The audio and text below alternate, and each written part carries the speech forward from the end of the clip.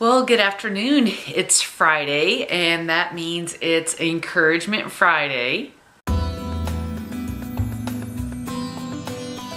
Welcome back. We're reconnecting again on The Traveler's Gift, the book by Andy Andrews.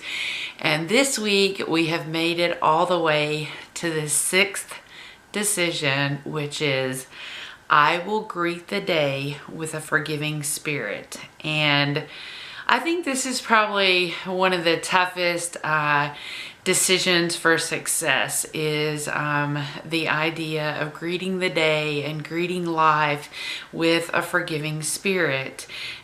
Because a lot of times the things that we carry around with us, the fiber of who we are, the bones that make us up are kind of marred and shaped and formed around the things that we have had to deal with in our life. And it's hard a lot of times to let go of, the things that have happened to us, and the things that have went on in our life, and sometimes even the choices that we've made.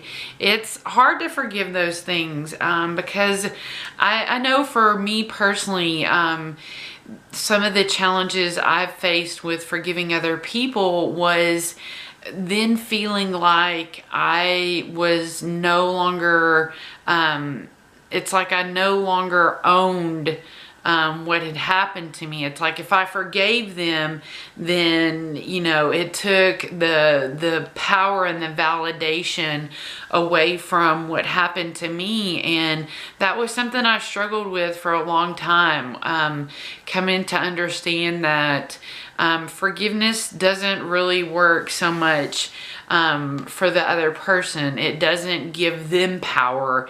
It actually gives us power. And even though we stay really attached to, as crazy as it sounds, even though we stay really attached to the hurts and the pains and the losses of our life, and we feel like it feels like we'd be invalidated if we forgive that person or that situation.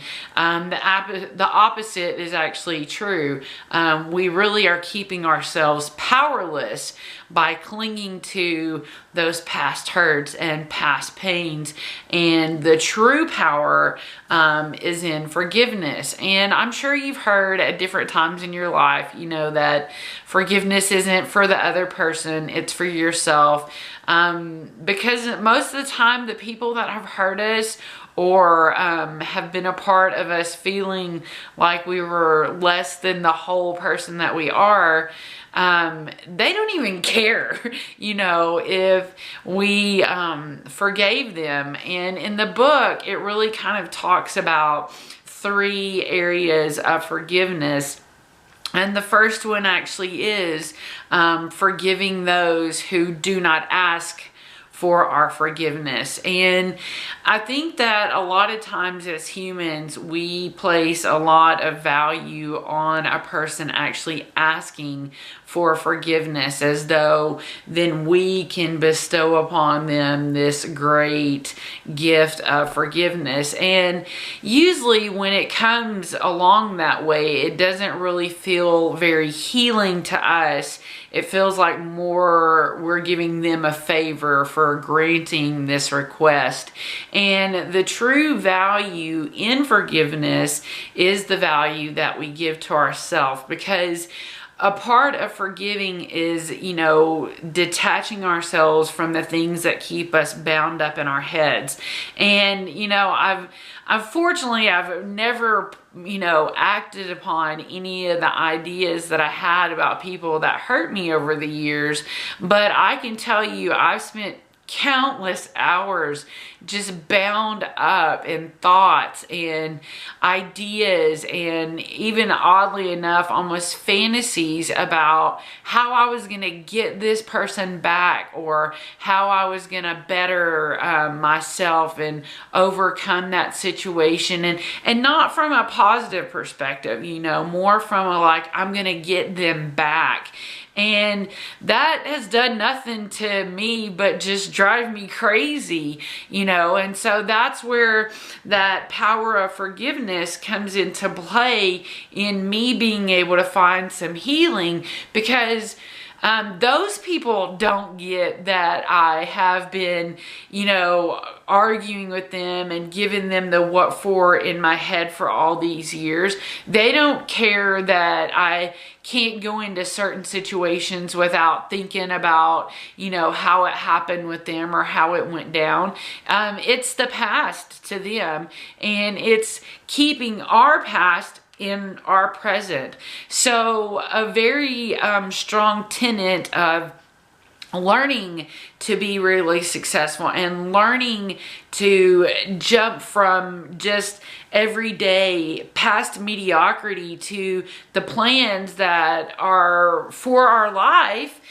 We've got to learn to forgive people that don't ask for our forgiveness. And that's something that is really becoming more and more for me every day. I was thinking off and on throughout the day, I kept trying to go back to some criticizing statements that were made to me yesterday. And you know, the way I used to think, I would have just kept pining on those things and pining on those things until I just felt awful and made a lot of people around me feel awful too. Now, not the people that criticized me and made me feel yucky, just all the people around me that love me and want me to be happy. So that's how letting what somebody else says or do get into our head. And the fastest way for me to get past that, and the person who has the power in that situation, is me, because I can just real quietly, without that person even know it, I can offer forgiveness to them, even when they don't ask for it. And that kind of also leads into you know, the second tenet is, you know, forgiving people that criticize us unjustly. And because a lot of times people do that because they can't see past their own box that they've put themselves in. And so it's so much easier for them to criticize somebody that's trying to do something new, or that's trying to put together the building blocks of their dream. It's very easy for them to be unjustly criticized by people that are just doing the same thing and are going to be limited by the same things for most of their life. And so that's the second tenet, is that you've got to forgive those people that criticize you. And the toughest thing about that is most of the time those are people that's supposed to love you the most, like your parents or your siblings or your close friends, and maybe even your employer. That are, you know, consistently telling you to stay where you are and to play it safe and not chase after your dreams. And they tend to make remarks. And so I just want to encourage you to, you know, give a silent offering of forgiveness to those people, because again, by letting their words and their statements and all of that stay in your head, you're blocking yourself from all the good that is out there for you. And the third tenet, to me, is really the one that should probably be first, and because it's the hardest one of all, and that's to forgive yourself. You know, because I know for me that the things that I beat myself up for, my husband doesn't care about that. My kids don't care about it. My mom doesn't care about it. My friends don't care about it. God doesn't care about it. But I will beat myself up and down a wall and nitpick myself. And really, I can make myself feel terrible. And what I've learned and what I have to incorporate into my life on an ongoing daily basis is forgiving myself.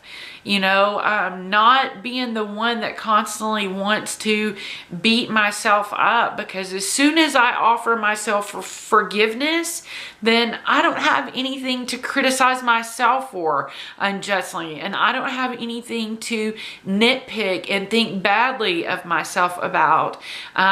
So greeting the day with a forgiving spirit is a brand new umbrella for a lot of us to place around ourselves. And I think that even though it's the most challenging one, it's also the most powerful one. And I want you to know that I know that there are those of you out there that I love with all my heart, and those of you that I don't even know that have had horrific things done to you in your life.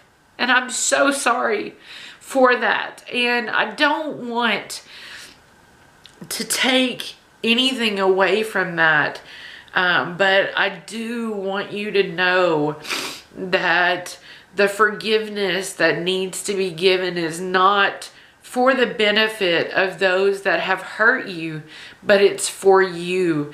And it will be the thing that can set you free from that cage that you walk yourself back into every day, you know. But I never want to make you feel like I am taking for granted things that just made your life almost unbearable. But I know that there is good on the other side for you, and there is a victory, and that there's a reason that you're here. And I don't want to belittle your pain by just labeling reason around it, because the reason for the terrible things that go on in this world, the reason's not always for us. And it is terrible, and it sucks that we have to be a bystander in those situations,